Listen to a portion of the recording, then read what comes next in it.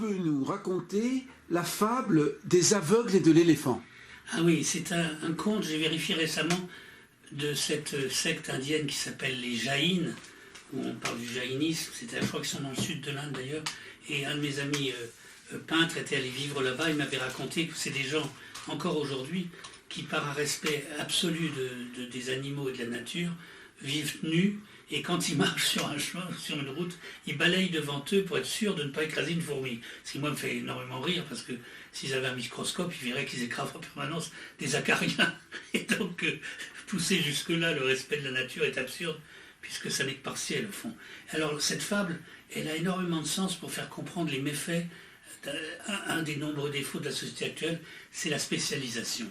Le fait que dans un monde de spécialistes dans tous les domaines, il n'y a plus aucune vue holistique, aucune vue d'ensemble de quoi que ce soit, et donc que les gens ne voient qu'une partie du domaine qu'ils étudient ou dans lequel ils travaillent, ou qu'une partie de la vérité, et donc se querellent parce qu'ils n'ont pas de vue d'ensemble. Et les gens sont terriblement privés de vue d'ensemble. Alors voilà la fable à peu près comment on la raconte. On dit on va dire un Maharaja, toujours ce folklore, pour avoir l'air indien, n'arrive plus à gouverner parce que dans son royaume, tous les chefs de secte, tous les philosophes ont des théories différentes, un peu, on dirait du Voltaire, et donc se chamaillent sans arrêt dans des discussions idéologiques interminables, et donc il n'y a plus aucune paix civile. Et donc il se demande comment résoudre ce problème, parce qu'il y a vraiment trop de guerres d'idées et de religion, de guerres idéologiques ou culturelles.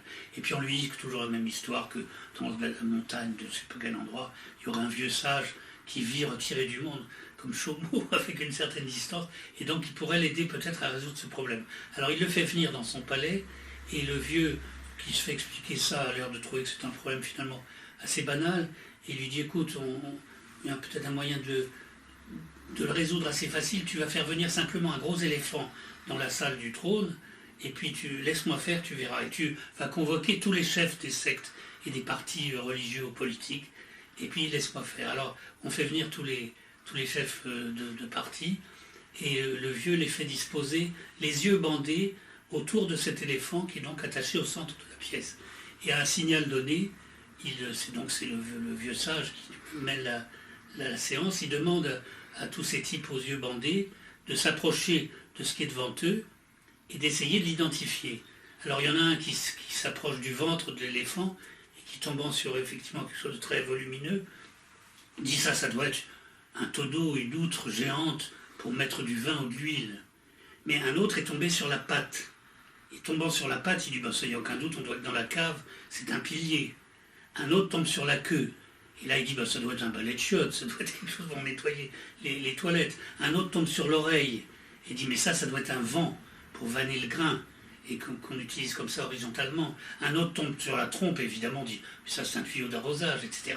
Et à partir de là, chacun ayant touché donc un bout de l'éléphant, est absolument certain d'avoir la solution, d'avoir identifié clairement la partie devant laquelle il se trouvait, et donc commencent les querelles interminables. Mais non, moi je te dis c'est un balai de chiottes, mais non, c'est une outre à huile, et ainsi de suite.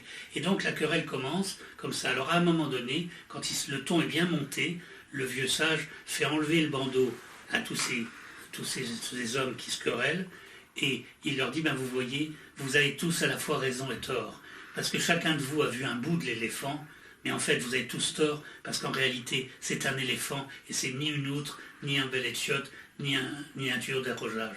Autrement dit, on croit avoir raison parce qu'on tient à ce morceau de réalité à laquelle on s'est accroché. On n'a en effet pas tort, mais on a tort parce qu'on n'a pas la vue de l'ensemble, c'est-à-dire de la complexité du réel et de sa diversité. Et cette fable est extrêmement éclairante, je trouve, et très utile. Parce que si on l'applique au monde universitaire, par exemple, d'aujourd'hui, les querelles en sociologie, en sciences humaines, même je suis sûr dans le domaine des sciences dures, doivent être sans arrêt comme ça. C'est-à-dire que chacun, en effet, au terme de ses petites recherches, trouver une chose à laquelle il s'accroche et qu'il croit avoir découvert spécifiquement, donc en plus, il s'identifie effectivement à sa découverte, il y tient, comme l'autre tient à son pilier de cave alors que c'est le pied de l'éléphant, mais personne n'a le recul qui lui permet de faire la synthèse du puzzle et donc d'avoir la vraie signification du rôle complémentaire de tous ces éléments.